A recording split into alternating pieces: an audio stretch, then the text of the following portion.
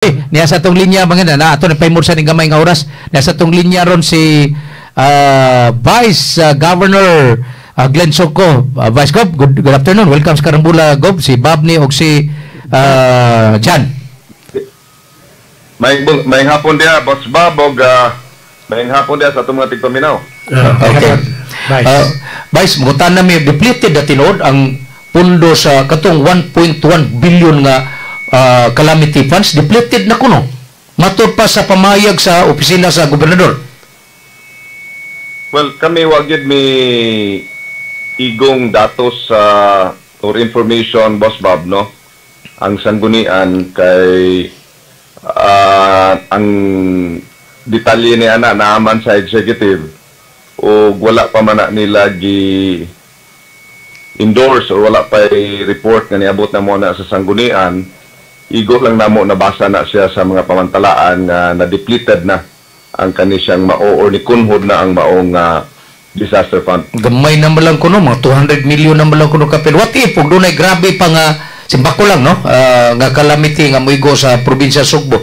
Asa man mo pwede ba nang mangita mo pundo nga idugang ana kisay mangitag pundo ana Vice Governor Glenn Soko?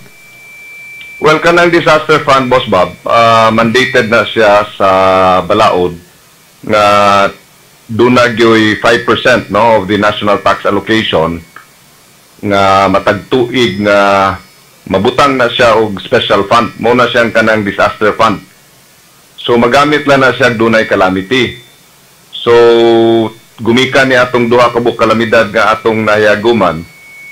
So gikan sa 1 billion kapin nakuhaan na gina siya. Now, as to unsay gigamitan niya na, di pa may mahibaw diri sa sangguniang panlalawigan, kaya pa man sila mo report diri sa mua. So, after ani, ug mo settle down na ni, mahanay na ni tanan, doon na himoon nga report ani sa breakdown sa gigastuhan ato Vice Gov, no? Yes, angayan lang yun, nga matagaag katinuan ang sangguniang panlalawigan kay ang mo-approve sad ni anang DRMM fund is ang sanggunian mga manag-supporting resolution sa Samoa. So, most likely, without preempting the executive department, they will report to the sangguniang panlalawigan. So, without your approval, dili ni marilis ang pondo kini calamity funds sa Vice Governor Soko? Well, kanang calamity fund na siya sa executive, no? So, under the discretion of the governor, the chief executive. Ug magamit lang na siya ug dunay deklarasyon nga state of calamity. Pero asa man ang source ani? Asa tinubdan? National ni? 5% sa annual budget? 5% na siya sa national tax allocation. National tax allocation. Ira. Ang katuna siyang internal revenue allotment sa una. Gilisa namang ira. So, ang RTA na. So, walay katalagman, matagtuig, mapundo na siya. I see.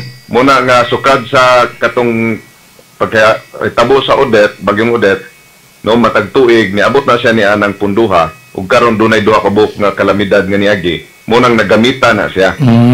I see. So, gamay na lang ko nung nabilin. Kaya na-interview mo na mo ang time dito sa Carcar City, gamay na lang nabilin ko no sa kininian ko. Yan, yan na to sa Governor Pambari 4 nga there is a great need, a necessity to purchase more equipment sa disaster. Kani mga equipment para mga bulldozer, mga heavy equipment ko no.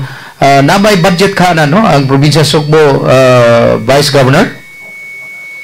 Well, ang proper procedure giniana, Boss Bob, is mga igil sila authority diri sa sangguniang panlalawigan. If it is regular procurement. Okay. But og ilang isod sa under the state of calamity na magamit nila ang ilang quick response fund, then without the need for authority from the sanggunian tungod kay quick response fund man, pwede na nila nga magamit. Pero doon ay limitations rasad ug unsa. So di lang gyud ko kasulti ug unsang klasihan nga mga butang ang ilahang paliton or gamitan anang mao nga pundo. Vice Governor Soko, ano matay tayo, pero pwede makatawag magbalik ugma ni mo sir kay una, mga may katinawan regarding ining emergency purchase ining mahalin mga si ambulance no tag 50 ka milyon ang kantidad ni Vice Gov. Sige, Boss Bob. You know, as much as possible, kung sa'y kaya na ko nga mahatag na information. Okay.